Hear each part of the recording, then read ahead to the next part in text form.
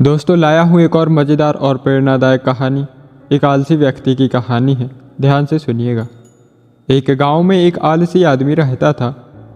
वह कुछ काम धंधा नहीं करता, बस दिन भर निठल्ला बैठकर सोचता रहता कि किसी तरह से उसे कुछ खाने को मिल जाए। एक दिन वह यूं ही घूमते घूमते आम के एक बाग में पहुंच गया। वहाँ रसीले आमों से लदे कई पेड़ थे। रसीले आम देखकर उसके मुंह में पानी आ गया और आम तोड़ने के लिए वह एक पेड़ पर चढ़ गया। लेकिन जैसे ही वह पेड़ पर चढ़ा, बाग का मालिक वहां आ पहुंचा। बाग के मालिक को देखकर आलसी व्यक्ति डर गया और जैसे तैसे पेड़ से उतरकर वहां से भाग गया। भागते भागते वह गांव में बाहर स्थित एक जंगल में जा पहुंचा। वह बुरी तरह से थक गया था, इसलिए एक पेड़ के नीचे बैठकर सुस्ताने लगा। तभी उसकी नज़र एक लोमड़ी पर पड़ी। उस लोमड़ी की एक टांग टूटी हुई थी और वह लंगड़ा कर चल रही थी।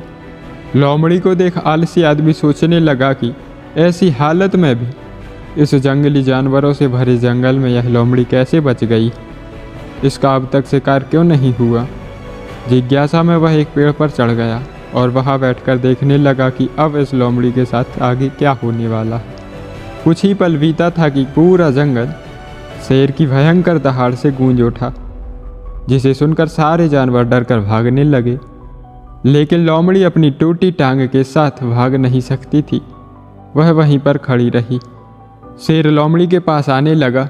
आलसी आदमी ने सोचा कि अब शेर लोमड़ी को मारकर खा जाएगा, लेकिन आगे जो हुआ वह कुछ अजीब था। शेर लोमड़ी के पास पहुंचकर खड़ा हो गया। उसके मुंह में मांस का एक टुकड़ा था, जिसे उसने लोमड़ी के सामने गिरा दिया। लोमड़ी इत्मीनान से मांस के उस टुकड़े को खाने लगी। थोड़ी देर बाद शेर वहां से चला गया। यह घटना देख आलसी आदमी सोचने लगा कि भगवान ही सच में सर्वसर्वा हैं। उन्होंने धरती के समस्त प्राणियों के लिए, चाहे वह जानवर हो या इंसान, खाने पीने का प्रबंध कर रखा है। और वह अपने घर लौट आया। घर आकर वह 2-3 दिन तक बिस्तर पर लेटा रहा और प्रतीक्षा करने लगा कि जैसे भगवान ने शेर के द्वारा लोमड़ी के लिए भोजन भिजवाया था, वैसे ही उसके लिए भी कोई ना कोई खाने पीने का सामान ज़रूर ले आएगा। लेकिन ऐसा कुछ नहीं हुआ। भूख से उसकी हालत खराब होने लगी। आखिरकार उसे घर से बाहर निकलना ही पड़ा।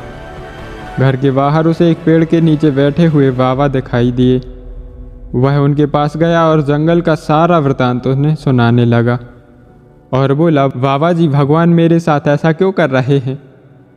उनके पास जानवरों के लिए भोजन का प्रबंध है, लेकिन इंसानों के लिए नहीं।